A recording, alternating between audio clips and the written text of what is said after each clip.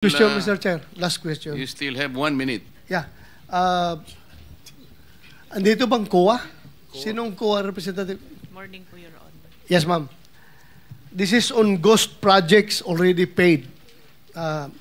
BIR Commissioner Romeo Lumagi Jr.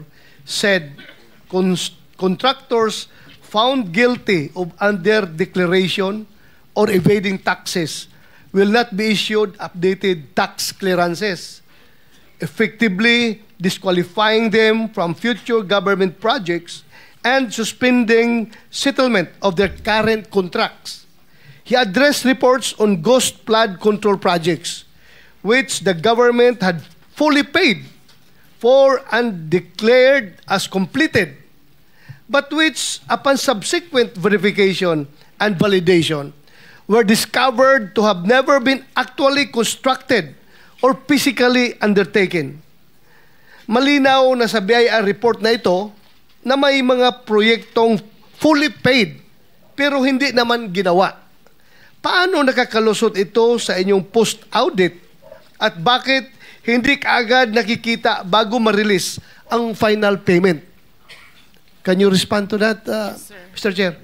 Your Honor, the audit team or the audit teams under the DPWH has already issued notices of disallowances based on the absence or non-submission of the disbursement vouchers, and dun din po sa mga may technical deficiencies noted by the audit teams po. Yun nga. Itong mga project na ito nga, na verified, validated, na ghost projects talaga, hindi ginawa. So ano nga ang papel ng COA dito? Hindi ninyo ito nakita. Sabi mo, granting na post-audit ginawa ninyo. Yes po. Pero ito fully paid na eh. Yes, so po, I Your we Honor. presume na Yes po. nag-conduct na kayo ng post-audit dito. Meron na po, Your Honor, hindi po siya na post-audit, kaya po nag-issue na po si auditor ng notices of disallowances para doon po sa mga projects na yun, Your Honor. At doon sa mga hindi po sinubmit na disbursement vouchers po. Are you happy with her answer, Senator Bato? I'm not satisfied, Mr. If Chair. I may I'm not satisfied. provide po, Your Honor, for... Ang tinatanong niya po, Madam, Yes po. paano nyo inaudit yung ghost project? Yes, Your Honor. Doon po sa case po kasi ng Bulacan, Your Honor, marami pong hindi na-submit na disbursement vouchers. So, hindi naman, kahit several... Ang ibig nyo sabihin, nagdidepende lang kayo sa mga papeles, sa dokumento? Ay, hindi po, Your Honor. Kaya nga po, dahil hindi po sila nakapag-submit, nag-issue na po ang audit teams ng notices of disallowance. Hindi Kayo, mahirap, Mr. Chair, mahirap na puro lang tayo notice of disallowance na klarong-klaro na ito na ghost project. Yes, Your Honor. Yung hindi po kasi pag-submit ng account, sir, or yung disbursement vouchers, pwede pong kasuhan din yung mga persons liable na hindi nag-submit doon sa... Hindi, huwag mo muna akong Opo. huwag mo akong dalhin doon sa mga papel yan, Opo. mga disbursement na yan. COA, kung mag-post-audit kayo, di ba pupunta kayo sa area, tingnan nyo kung saan ang project. Yes po. O ngayon, hindi nyo nakita. Ano, hanggang kuan lang kayo? Hanggang disallowance lang kayo? O hindi nyo nakita. O ano ngayon?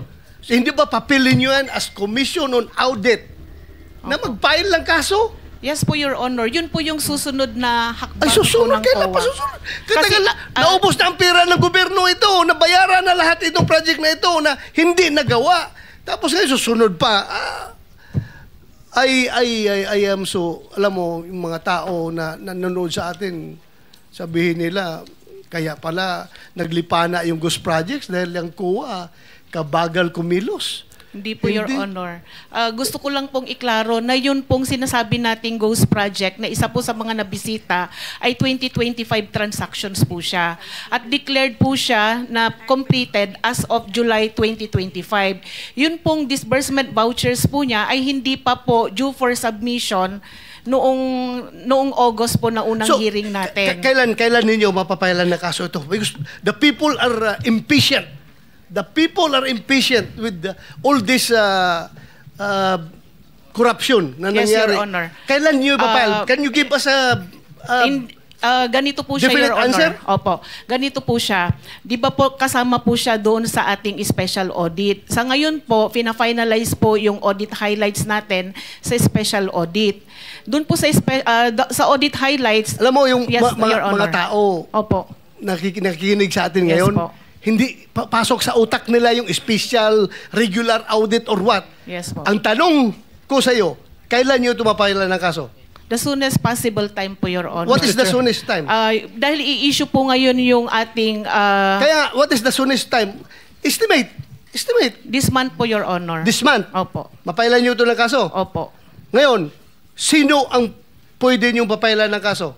Sir, based po doon sa audit, sir, yung mga yung mga persons liable po, pwede pong management officials ng DPWH at ganun din po yung mga contractors. Proceed. Ma'am Kuya, sabi mo kanina, kaya hindi pa kayo nakapag-file ng kaso dahil itong mga ghost projects na ito ay 2025 nangyayari. Am I correct? At you need time para Sir, for makapag-file ka. clarification, isa po doon sa mga ghost projects na na-mention, sir, ay 2025. Pero sa iba po, hindi ko po masigurado kung anong taon. Okay, ganito.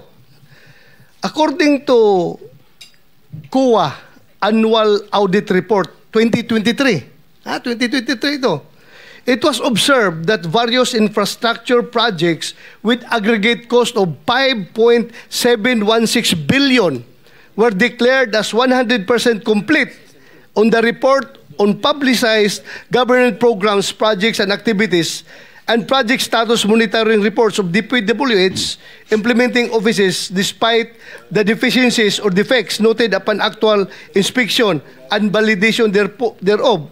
Ibig sabihin po, sa regular annual audit ng COA, nakikita na ang mga maling report ng District Engineering Office ng DPWH. So itong mga 2023 na mga problema, wala pa kayo napailan ng kaso nito?